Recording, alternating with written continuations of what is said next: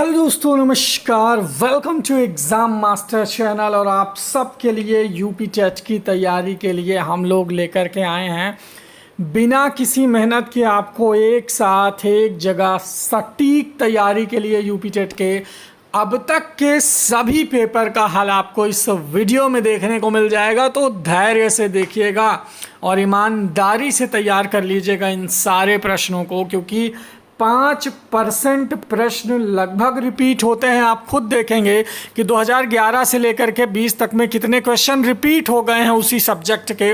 और इसके बाद दूसरी जो चीज़ होगी वो होगी परीक्षा नियामक प्राधिकारी के पूरे पैटर्न को आप समझ जाएंगे। मतलब पीएनपी जहां से आपकी यूपी टेट की परीक्षा हो रही है वहां का पैटर्न क्या है, प्रश्न किस तरह से आपके एग्ज़ाम में आएंगे, ये चीज़ें आप समझ जाएंगे तो दिल थाम के बैठिए। एक एक क्वेश्चन आपके लिए बेहद ज़रूरी होने वाला है। साथ ही साथ मैं कहना चाहूँगा कि आप लोग अगर यूपी टेट की तैयारी करना चाहते हैं सुपर टेट की, तो व्हाट्सअप नंबर पर नोट्स प्राप्त कर सकते हैं। क्वालिटी नोट्स यहाँ पर आपको दिए जा रहे हैं, वो भी हैंड राइटिंग में।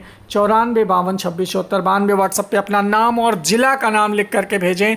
नोट्स से रिलेटेड पूरी जानकारी मिल जाएगी। तो चलिए शुरू करते हैं पूरा पेपर का सॉल्व। गूंज जाएंगे इन 30 मिनट में। तो चलिए ध्यान से शुरू करते हैं पहले क्वेश्चन से।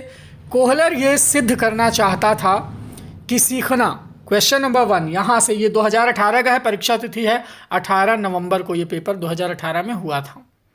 कोहलर ये सिद्ध करना चाहता था कि जो सीखना है, क्वेश्चन नंबर 1, ये एक संज्ञानात्मक संकार्य है। तीसरा विकल्प यहाँ पर बिल्कुल सही जवाब होगा, थर्ड ऑप्शन। जी हाँ, बिल्कुल तीसरा विकल्प के लिए जाएंगे। अगला क्वेश्चन देखिए, क्वेश्चन नंबर 2, किसी नई भाषा को सीखने के लिए कहाँ से शुरू किया जाना चाहिए, कहाँ से स्टार्ट होना चाहिए नई भाषा अगर सीखनी है हमको। 4 ऑप्शन हैं।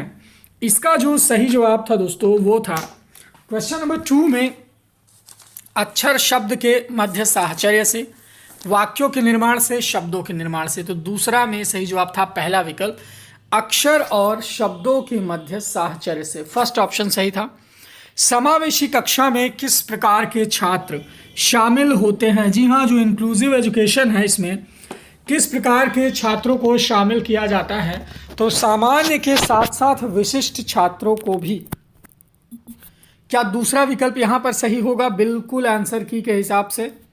और आप सबको भी पता है अधोलिखित में गणित संबंधी अधिगम क्षमता को कौन सा पद परिभाषित करता है? क्वेश्चन नंबर 4 है, सही जवाब होगा सी, गणना दोष, डिसकैलकुलिया। अंग्रेजी में देखे होते तो मिल जाता ये। समावेशीकरण की सफलता के लिए क्या आवश्यक है? क्वेश्चन नंबर 5 में चौथा विकल्प देखिए, संवेदनशीलता जो है ये समावेशीकरण की सफलता के लिए आवश्यक है। कौन सा संवेग का तत्व नहीं है? क्वेश्चन नंबर 6 में चौथा विकल्प देखिए, कौन सा संवेग का तत्व नहीं है? डी ऑप्शन यहाँ पर बिल्कुल सही जवाब होगा। संज्ञानात्मक क्षेत्र का सही क्रम क्या है? क्वेश्चन नंबर 7 में डी देखिए, ज्ञान, अवबोध, अनुप्रयोग, विश्लेषण, संश्लेषण और मूल्यांकन। चौथा विकल्प सही है। निम्नलिखित में से कौन सा अच्छे शिक्षण की विशेषता नहीं है? पहला ही विकल्प, स्वेच्छाचारी। ये जो है अच्छे शिक्षण की विशेषता नहीं है, बाकी जनतांत्रिक हो, सहानुभूतिपूर्ण हो, वांछनीय सूचनाएं देने वाला हो। अभिप्रेरणा का प्रत्याशा सिद्धांत किसके द्वारा प्रतिपादित किया गया है? क्वेश्चन नंबर 9 में पहला विकल्प, विक्टर ब्रूम के द्वारा। अग्रिम व्यवस्थापक प्रतिमान किस परिवार से संबंधित है? सही जवाब होगा सूचना प्रक्रियाकरण। कौशलों के स्थानांतरण के लिए कौन सा उपयोगी है? क्वेश्चन नंबर 11 में सही जवाब होगा पहला विकल्प, कौशल अंतरण एक गति है ना कि उद्देश्य। निम्नलिखित में से कौन सा शिक्षण का सूत्र नहीं है? क्वेश्चन नंबर 12 में चौथा विकल्प, निगमन से आगमन की ओर, यह शिक्षण का सूत्र नहीं है। सूक्ष्म शिक्षण चक्र का प्रथम पद होता है? क्वेश्चन नंबर 13 है आपकी स्क्रीन पर, सही जवाब होगा तीसरा विकल्प, योजना बनाना, ये पहला पद है। माइक्रो टीचिंग सबने की होगी। कौन सा अवबोध स्तर के शिक्षण में शामिल है? 14वां में चौथा विकल्प, अन्वेषण। शैक्षिक सुधारों में प्रभावी विकेंद्रीकरण तभी संभव होगा जब, क्वेश्चन नंबर 15 में सही जवाब था डी, यानी ये तीनों, ठीक है, खंड व संकुल संदर्भ केंद्रों की भागीदारी हो, स्थानीय संदर्भ व्यक्ति उपलब्ध हो और अध्यापक के पास संसाधन और प्रासंगिक सामग्री भी मौजूद हो। एक छात्र पढ़ रहा है, उसका नाम लेकर किसी ने बुलाया। निम्नलिखित में से किस संवेदना के द्वारा वो छात्र अपनी अनुक्रिया को प्रकट करेगा? क्वेश्चन नंबर 16 में ध्वनि संवेदना। पियाजे के सिद्धांत के अनुसार प्राक संक्रियात्मक अवस्था की जो अवधि है वो क्या है? तो दोस्तों 2 से 7 साल प्राक संक्रियात्मक या पूर्व संक्रियात्मक। कौन सी बाद की बाल्यावस्था के बौद्धिक विकास की विशेषता नहीं है? बौद्धिक विकास की विशेषता बाद की बाल्यावस्था के कौन सी नहीं है? क्वेश्चन नंबर 18 में सही जवाब होगा दोस्तों पहला ही विकल्प, भविष्य की योजना की सूझबूझ। इनमें से कोई कौन मनोवैज्ञानिक भाषा विकास से संबंधित है? भाषा विकास से संबंधित मनोवैज्ञानिक हैं चॉम्स्की। थॉर्नडाइक ने अपने सिद्धांत को किस शीर्षक से सिद्ध किया है? थॉर्नडाइक तो अधिगम का प्रयास और भूल या प्रयत्न और त्रुटि भी नाम से भी आप इसे जानते हैं। गिरोह अवस्था किस आयु वर्ग एवं विलंब विकास से संबंधित है? तो बाल्यावस्था की आयु देख लीजिए। क्वेश्चन नंबर 21 में सही जवाब होगा तीसरा, 8 से 10 साल और सामाजिकरण, थर्ड ऑप्शन। पियाजे के अनुसार संज्ञानात्मक विकास की तृतीय अवस्था निम्नलिखित में से कौन सी है? क्वेश्चन नंबर 22 में तीसरा विकल्प, मूर्त संक्रियात्मक अवस्था, ये तीसरी अवस्था है। इसके बाद औपचारिक है। कौन सा अधिगम में योगदान देने वाले मनोवैज्ञानिक कारकों में शामिल नहीं है? क्वेश्चन नंबर 23 में सही जवाब होगा दोस्तों चौथा विकल्प, विषय वस्तु का स्वरूप। निम्नलिखित में से सामाजिक मूल्य कौन सा है? सहायता परक व्यवहार, प्राथमिक लक्ष्य, मूल प्रवृत्ति और आक्रामकता की आवश्यकता। क्वेश्चन नंबर 24 में सही जवाब होगा पहला विकल्प, सहायता परक व्यवहार। पश्च अन्वेषण तथा साधन साक्ष्य विश्लेषण निम्नलिखित में से किसके उदाहरण हैं? क्वेश्चन नंबर 25 में सही जवाब होगा दोस्तों पहला ही विकल्प, स्वतः शोध।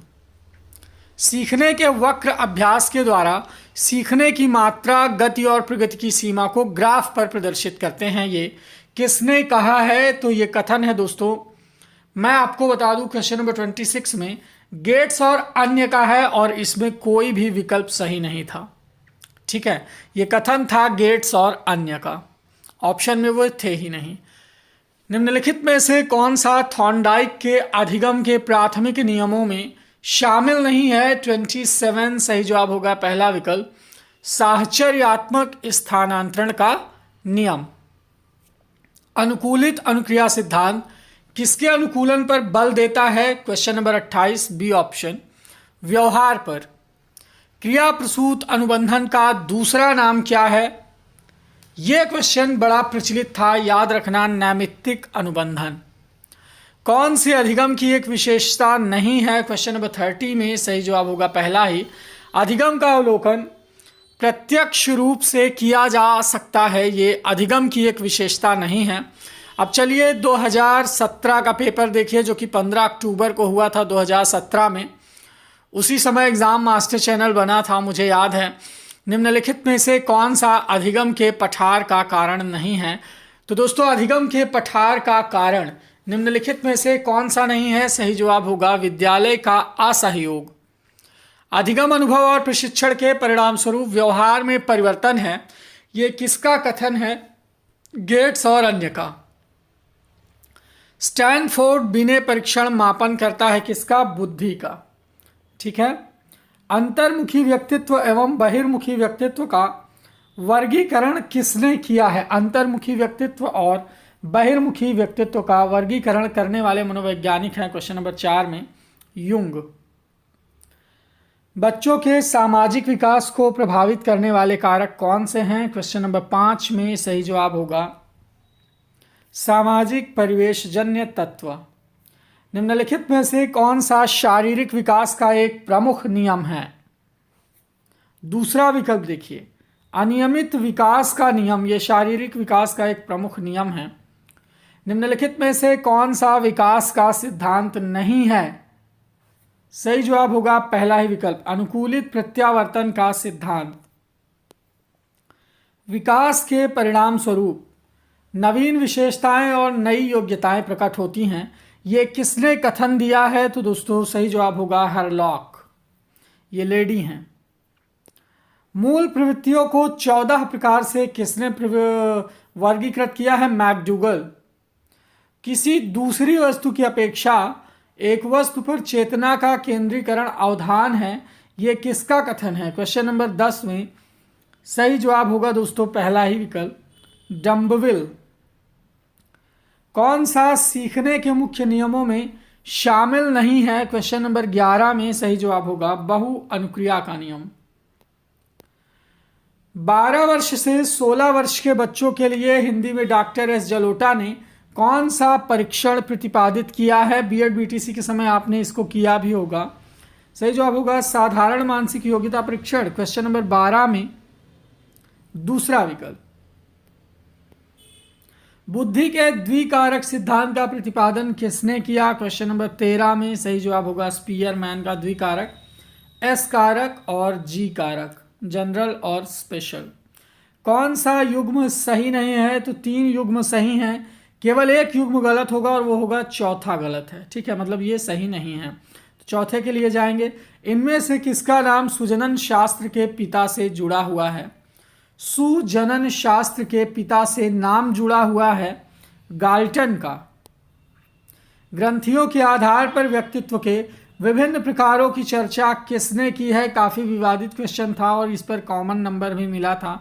क्रैशमर सही जवाब होगा। कैनन क्रैशमर के लिए कॉमन मिला था, कैनन को भी कहा गया वही चीज़। सृजनात्मक मौलिक परिणामों को अभिव्यक्त करने की मानसिक प्रक्रिया है, ये कथन किसका है? सही जवाब होगा क्रो एवं क्रो का कथन है ये। विद्रोह की भावना, इसकी प्रवृत्ति निम्नलिखित में से किस अवस्था से संबंधित है? तो यहाँ पर इन दोनों में विवाद था, इस पर भी कॉमन नंबर के लिए लड़ाई लड़ी गई, लेकिन पूर्व किशोरावस्था। सीखने की वह अवधि जब सीखने की प्रक्रिया में कोई उन्नति नहीं होती है, उसे हम क्या कहते हैं? सीखने का पठार। बुद्धि लब्धि निकालने का सूत्र क्या है? तो मानसिक आयु बटे वास्तविक आयु गुणे 100, तीसरा वाला। सीखने के प्रयास और भूल के सिद्धांत का प्रतिपादन किसने किया था? थॉर्नडाइक ने, प्रयास और भूल। सामान्य संयुक्त कोशिका में गुणसूत्रों के कितने जोड़े होते हैं? 23 जोड़े और टोटल 46 गुणसूत्र। कोहलर निम्नलिखित में से किससे रिलेटेड हैं? कोहलर 23। तो दोस्तों ये गेस्टाल्टवादी मनोवैज्ञानिक हैं कोहलर, और इन्होंने जो है अधिगम का सिद्धांत दिया है, लर्निंग का, theory of learning. Kohler learning हो गया। क्रिया प्रसूत अनुबंधन सिद्धांत, ये बीएफ स्किनर का है, क्रिया प्रसूत। बुद्धि का तरल मोज़ेक मॉडल है बी कैटल का, पहला विकल्प। शिक्षण के लिए मानसिक उद्वेलन प्रतिमान का प्रयोग किसके सुधार के लिए किया जाता है? 26, ये भी क्वेश्चन काफ़ी विवादित रहा। सृजनात्मकता और समस्या समाधान के लिए, तो सृजनात्मकता सही जवाब होगा, क्रिएटिविटी, मानसिक उद्वेलन। गोलमैन ने निम्नलिखित में से गोलमैन किससे संबंधित हैं? सही जवाब होगा संवेगात्मक बुद्धि से गोलमैन रिलेटेड हैं। कौन शेष से भिन्न है? 28 में सही जवाब होगा तीसरा विकल्प, ड्राइव रिडक्शन सिद्धांत। संज्ञानात्मक संप्राप्ति का न्यूनतम स्तर कौन सा है? सही जवाब होगा ज्ञान।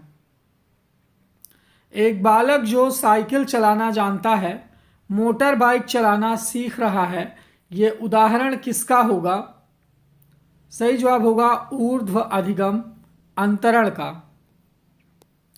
अब 19 दिसंबर 2016 को यूपी टेट का जो पेपर हुआ था, चलिए इसको सॉल्व करते हैं। पहला क्वेश्चन है, परीक्षा तिथि तो आपने देख ही ली है, 19 दिसंबर 2016। पियाजे मुख्य रूप से किसके अध्ययन के लिए जाने जाते हैं? संज्ञानात्मक विकास। जब मानव शरीर के एक भाग को दिए गए प्रशिक्षण का अंतरण दूसरे भाग में हो जाता है तो उसे क्या कहते हैं? क्वेश्चन नंबर 2 देखिए यहाँ पर, क्वेश्चन नंबर 2 में जो सही जवाब होगा दोस्तों वो होगा तीसरा विकल्प, द्विपार्श्विक अंतरण के लिए जाएंगे। दिए हुए प्राप्तांकों के समूह में जो प्राप्तांक बहुधा सबसे ज्यादा बार आता है उसे हम क्या कहते हैं? सही जवाब होगा बहुलक। क्रिया प्रसूत अनुकूलन सिद्धांत का प्रतिपादन किसने किया था? तो क्रिया प्रसूत अनुकूलन सिद्धांत है बीएफ स्किनर का। दूसरा विकल्प, एल्बर्ट बैंजुरा निम्नलिखित में से किस सिद्धांत से संबंधित हैं? क्वेश्चन नंबर 5 में सही जवाब होगा ए, सामाजिक अधिगम का सिद्धांत। मानसिक आयु का प्रत्यय दिया था किसने? क्वेश्चन नंबर 6 में सही जवाब होगा पहला विकल्प, विनय साइमन ने मानसिक आयु का प्रत्यय दिया। निम्नलिखित में से कौन सा सीखने का नियम नहीं है? क्वेश्चन नंबर 7 में दूसरा विकल्प, तनाव का नियम नहीं, बाकी अभ्यास, तत्परता और प्रभाव का नियम है। रट लेना, इससे क्वेश्चन आ सकता है। ठीक है, चूक ना होने पाए। थॉर्नडाइक ने प्रतिपादित किए सीखने के 3 मुख्य नियम, तत्परता का नियम, प्रभाव का नियम, अभ्यास का नियम। क्वेश्चन नंबर 8 में सही जवाब होगा कुत्ते पर प्रयोग किया था पावलाव ने, लार टपकाने वाला प्रयोग सबको पता है।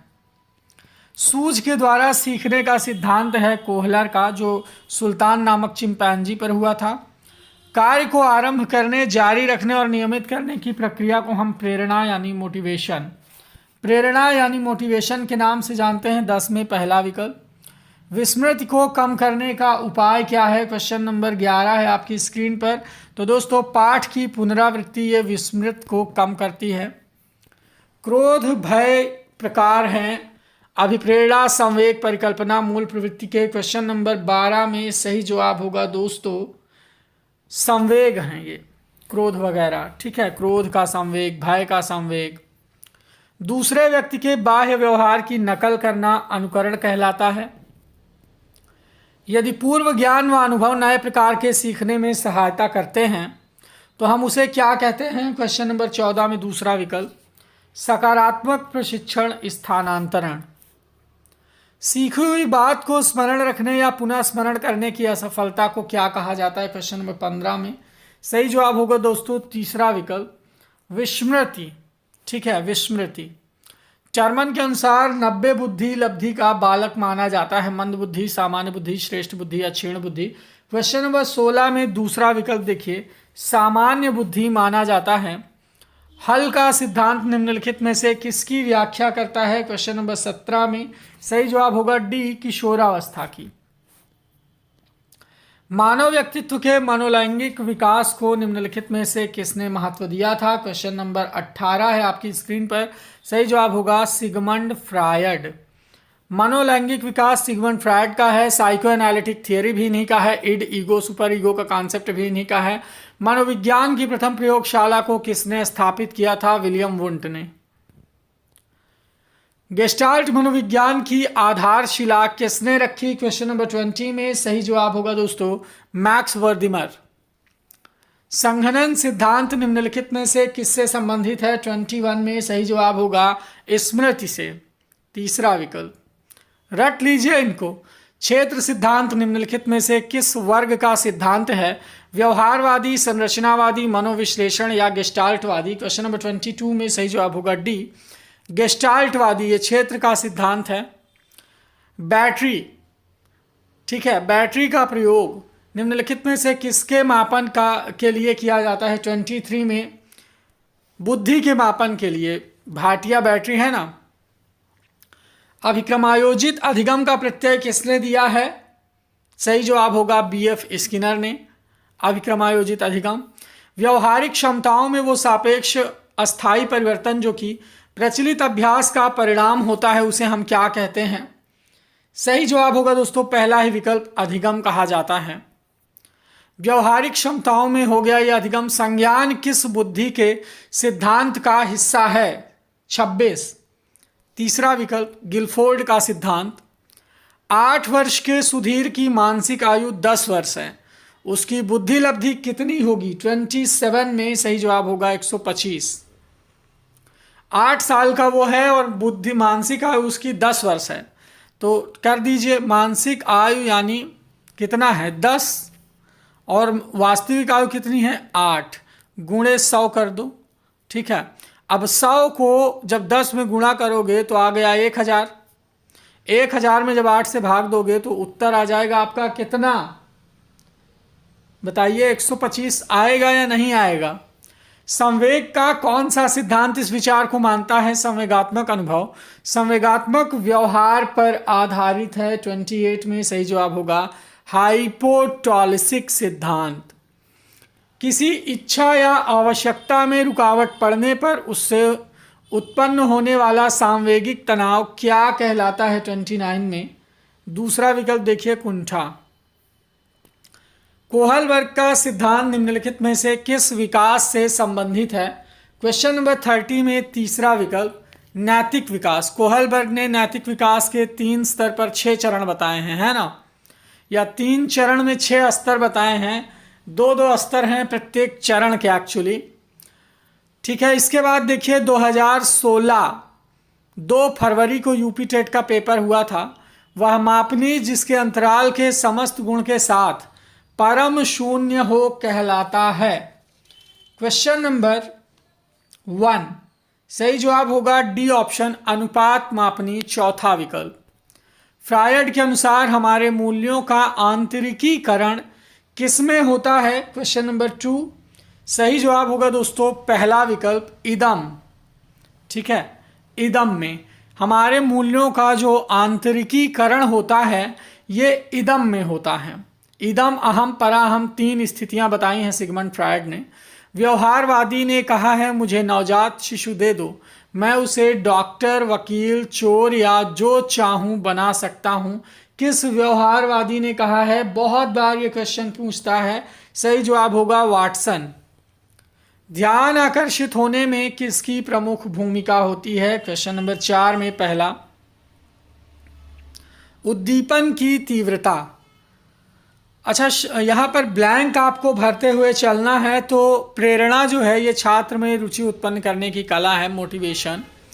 फ्रायड के अनुसार क्वेश्चन नंबर 6 देखिए, फ्रायड के अनुसार विस्मरण वह प्रवृत्ति है, तीसरा विकल्प, जिसके द्वारा हम दुखद अनुभवों को अपनी स्मृति से अलग कर देते हैं। हमारे जितने भी दुखद एक्सपीरियंसेस हैं, विस्मृति के द्वारा हम उनको क्या करते हैं? अपने मेमोरी से अलग कर देते हैं, भूल जाते हैं।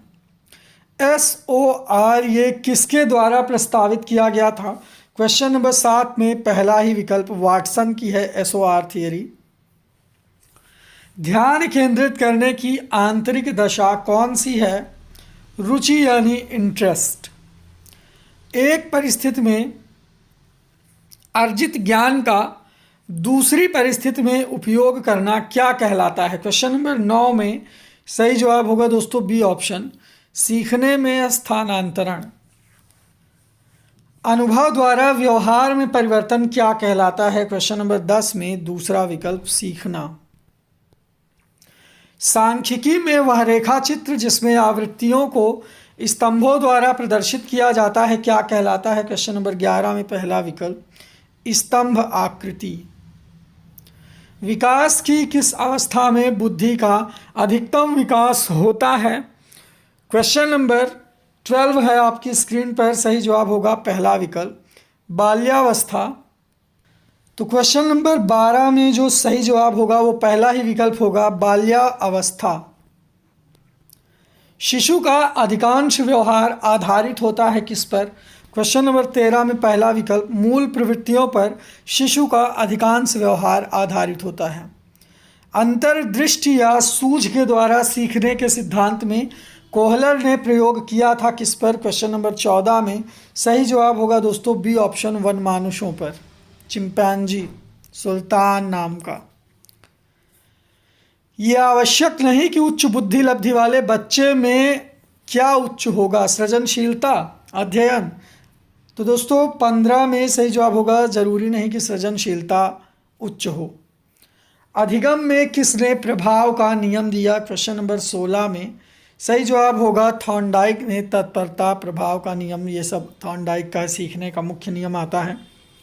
निम्नलिखित में से किस विधि का उपयोग स्मृति के मापन के लिए नहीं किया जाता है? क्वेश्चन नंबर 17 में बी ऑप्शन, तार्किक विधि। ठीक है, इसका उपयोग स्मृति के मापन के लिए नहीं किया जाता है। प्रासंगिक अंतर्बोध परीक्षण टैट का विकास किसके द्वारा किया गया? प्रासंगिक अंतर्बोध परीक्षण, सही जवाब होगा क्वेश्चन नंबर 18 में तीसरा विकल्प मॉर्गन मरे। मनोविज्ञान का शिक्षा के क्षेत्र में सबसे बड़ा योगदान है। किस शिक्षा के क्षेत्र में सबसे बड़ा योगदान है मनोविज्ञान का? तो दोस्तों बाल केंद्रित शिक्षा यानी चाइल्ड सेंटर्ड एजुकेशन। अब जो शिक्षा आज के समय में है इसमें आप भी जानते हैं कि बालक ही बालक है, अध्यापक मतलब नथिंग, समझ गए। और पहले अध्यापक इतना कूट देते थे बच्चों को कि बालक कुछ नहीं थे, अध्यापक सर्वे सर्वा थे। स्कूल में नाम खाली इसीलिए लिख जाता था, हमारे घर वाले लिखा देते थे कि उस स्कूल में नाम लिखा, वहाँ एक टीचर बहुत मारते हैं, इसको सुधार देंगे, है ना, ये प्रवृत्ति चलती थी। लेकिन अब बाल केंद्रित शिक्षा हो गई है। तो 20वें वर्गीकरण का सिद्धांत, ये वृद्धि और विकास के सिद्धांत से संबंधित नहीं है। वर्गीकरण, कक्षा शिक्षण में पाठ प्रस्तावना सोपान सीखने के किस नियम पर आधारित है?